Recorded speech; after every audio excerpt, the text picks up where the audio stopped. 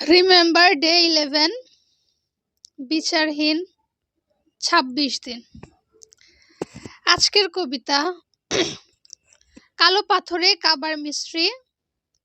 কবিতাটি নিয়েছি আমাদের বিপ্লবী নেতা শহীদ শরীফ ওসমান বিন হাদি ভাইয়ের লেখা একমাত্র কাব্যগ্রন্থ লাভায় লাল শাক পূবের আকাশ বই থেকে।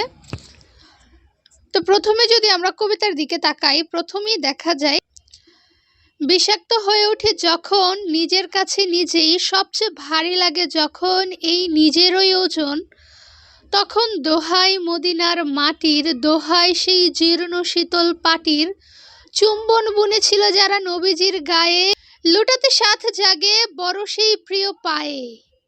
তার মানে এখানে সে তার নিজের অবস্থাটা বুঝাচ্ছে, যখন সে বিষাদগ্রস্ত হয়ে যায় তখন সে শান্তি খুঁজে পায় নবীজির গায়ে যারা চুম্বন এঁকেছিল তাদের ওই অনুভূতিটা নিতে চায় সে।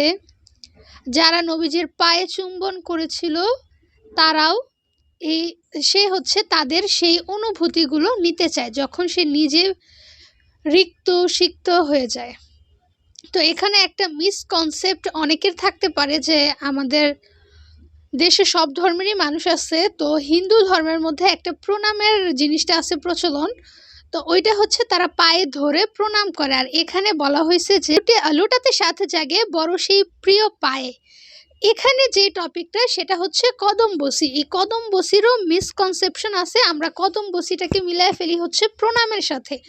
প্রণামটা হচ্ছে আপনি একদম ঝুঁকে যেয়ে একজনের পা ধরে তার থেকে আশীর্বাদ নেবেন, আমাদের হিন্দু ভাই বোনদের মধ্যে যে সংস্কৃতিটা আছে। কিন্তু কদম বসি যেটা, সেটা হচ্ছে শুধু চুম্বন। যদি ধরেন আপনি আপনার বাবা মাকে কদম বসি করতে চান, তাহলে উঁচু কোনো স্থানে আপনার বাবা মা বসা লাগবে এবং নিচে বসে আপনি আপনার বাবা মায়ের পায়ে বা হাতেও চুম্বন করতে পারবেন, সেটা হচ্ছে কদম বসি। এক্ষেত্রে আপনি আপনার মাথা ঝুঁকিয়ে করতে পারবেন না, তাহলে ওইটা প্রণামের সাদৃশ্যই হয়ে গেল। তারপরে বলা হয়েছে যখন আমার সব দুয়ারেই খিল, দোহাই তখন মক্কার কপাটের, দোহাই ছোট্ট আবাবিল ব্রিগেডের, চৌচিরে বক্ষে বয়ে যাক জমজম বিল। তার মানে এখানে অনেকগুলো ঘটনার সাথে সে তাকে সাদৃশ্যপূর্ণ করতেছে যে যখন আমার সব দুয়ারেই মানে সকল দিকের দরজাই বন্ধ, তখন সে ভরসা রাখে হচ্ছে ওই যে যেমন যখন আব্রাহার হাতি বাহিনী আমাদের মক্কার কাবায় আক্রমণ করতে আসছিল, তখন আল্লাহ তাআলা যেমন আবাবিল পাখিদের পাঠিয়ে দিছে, তারা দুই পায়ে এবং মুখে একটা পাথর নিয়ে আসছিল তাদের প্রতিহত করার জন্য। হচ্ছে জমজম জিলের কথা। এই জমজম কনসেপ্টের উদ্ভব হচ্ছে যখন ইব্রাহিম আলাইহিস সালাম তার ছেলে এবং ওয়াইফ ইসমাইল আলাইহিস সালাম এবং হাজেরা আলাইহিস সালাম এই দুইজনকে ওই মরুভূমি অঞ্চলে রেখে আসছিল। যখন ইসমাইল আলাইহিস সালামের প্রচন্ড ক্ষুধায় কান্না করতেছিল, তখন আমাদের হাজেরা আলাইহিস সালাম উনি সাফা মারওয়া পাহাড়ে 7 বার প্রদক্ষিণ করছে। ওইটার স্মরণেই আমরা এখন হজে গিয়ে ওই সাফা ও মারওয়া পাহাড় পরিভ্রমণ করি।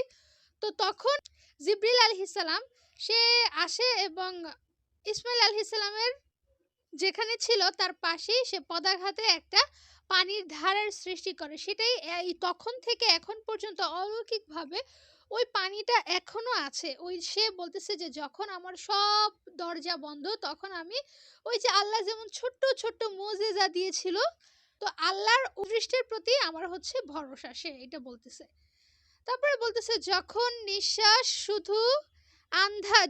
নিঃশ্বাসে শুধু আন্ধার নামে, তখন দোহাই সেই কালো পাথরের, পরশে যার পুড়ে যায় শতবর্ষী পাপ, হতাম যদি সে প্রসন্ন পাথর কি যে অনুতাপ।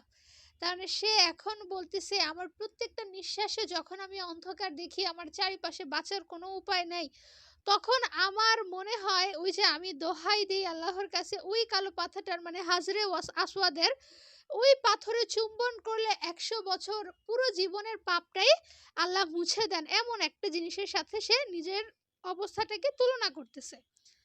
তারপর বলতেছে খোদা আমার অন্তর আজ মুমূর্ষু মরু, প্রকম্পিত সাক্ষ্য লাব্বাইকের দোহাই। তার মানে এখন সে আল্লাহ তাআলার কাছে আরজি জানাচ্ছে যে আল্লাহ আমার হৃদয়টা এখন হচ্ছে মুমূর্ষু মরুভূমি, চারপাশে কিছু নাই, শুধু বালি আর বালি, মরিচিকা আর মরিচিকা।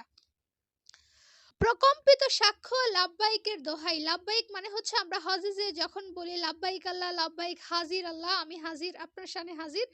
তো ওই রকম বলতেছে যে আল্লাহ আমার অন্তরটা এখন হচ্ছে মুমূর্ষু মরুভূমির মতো, আমি আপনার সামনে হাজির হয়ে এটার দোহাই দিচ্ছি যে দোহাই শিশু ইসমাইলের তীব্র তিয়াসার, মা হাজেরার দিক বিদিক দৌড়ের দোহাই, চেয়ে দেখো কতটা ছাল ওঠা আমি। তার মানে সে বিভিন্ন ঐতিহাসিক কাহিনীগুলোর সাক্ষী হিসেবে দোহাই দিয়ে সে আল্লাহ তাআলার কাছে বলতেছে আল্লাহ আমার অবস্থা এতটা খারাপ, আমার মানে ছাল উঠে গেছে এমন একটা অবস্থা।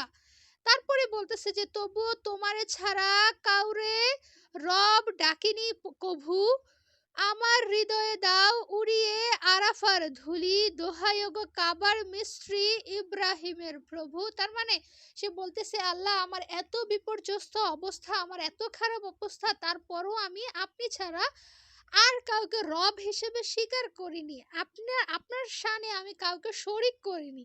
তো আল্লাহ আপনি আমার মনের মধ্যে উড়িয়ে দেন আরাফার ধুলি। এখানে বলতেছে দোহাই ওগো কাবার মিস্ত্রি। আমরা জানি যে আমাদের এই যে কাবা ঘরটা বানাইছে হচ্ছে ইব্রাহিম আলাইহিস সালাম এবং ওনার ছেলে ইসমাইল আলাইহিস সালাম। তো এই কাবার মিস্ত্রি হিসেবে উল্লেখ করতেছে হচ্ছে ইব্রাহিম আলাইহিস সালাম এবং ইব্রাহিমের প্রভু বলতে বোঝাচ্ছে মহান আল্লাহ তাআলাকে। কি অসম্ভব কনসেপ্ট তার মাথা থেকে বের হয়েছে, কি অসম্ভব সুন্দর সুন্দর তার লাইনগুলো।